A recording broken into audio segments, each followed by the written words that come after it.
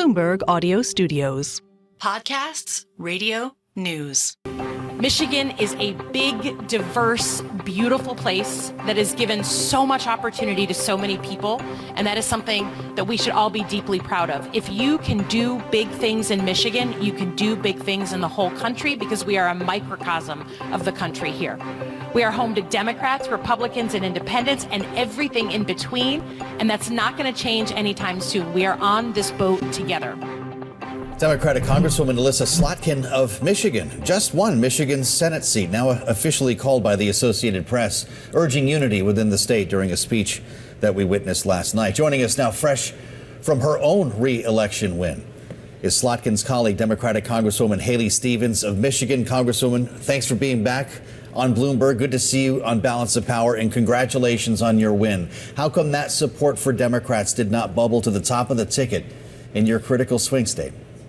Well, look, I'm not here to armchair quarterback, just as the data is fresh on the printing presses. Look, there were a lot of things, and Kamala Harris reminded us of this every time she came to Michigan, that we're the underdogs. There were a lot of things that were in some ways inherently stacked against us. A late arrival to the ticket, a new ticket, some of the confusion surrounding that.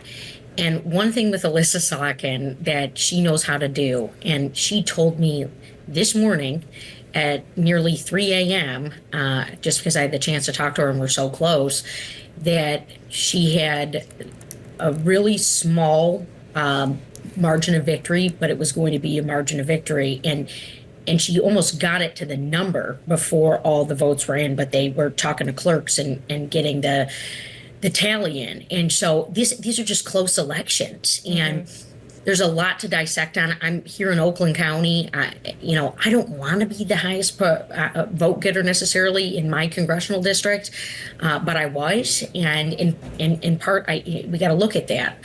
What went wrong? We're going to be talking about that, but we also got to look to the future too. I mean, in many respects, this election just seems like a big wave in a lot of respects, and we've got to look forward and not be sitting around talking about 2016, 2020, 2024. I mean, we've been a governing party. We've done a lot of great things. Mike Johnson saying he wants to repeal the CHIPS Act, which is creating jobs in Michigan, manufacturing jobs, allowing us to compete with China, Trump's tariff-only policies, and I gotta talk to his administration about this at some point. They're not gonna work. Tariff-only policies will not work for my small businesses and my manufacturers. And I remember having these conversations with the administration in 2019 and 2020. So we got to find consensus.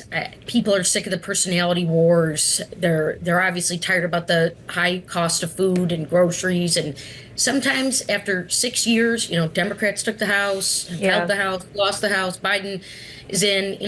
They just make a little switch, and we'll obviously still see what will happen with the House of Representatives too. Well, as we consider switches here, Congresswoman, we've been talking all cycle about the blue wall states that lit up on my electoral map right now are bright red, all three of them. So for those questioning whether Michigan is still a brick in the blue wall after this election, what would you say?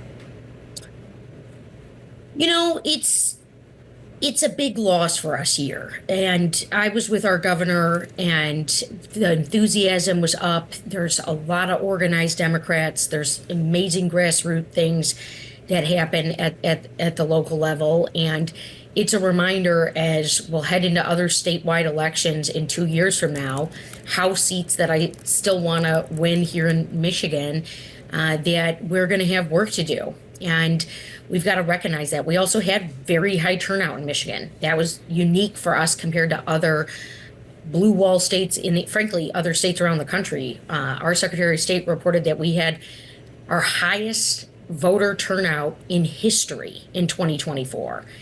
And Trump won Michigan. So we got to reckon with that. I'm really proud of the people who worked in Michigan on the campaigns, these campaign staffers. I mean, they just take on such unique positions, and I don't think there was any fault of theirs. I think Kamala Harris rose to the occasion. Joe Biden conceded or suspended his campaign. What would have happened if she picked your governor, Gretchen Whitmer? What would have been the outcome in Michigan? You ever think about that? Our governor was playing a big role in her race and is looking at some of these dynamics.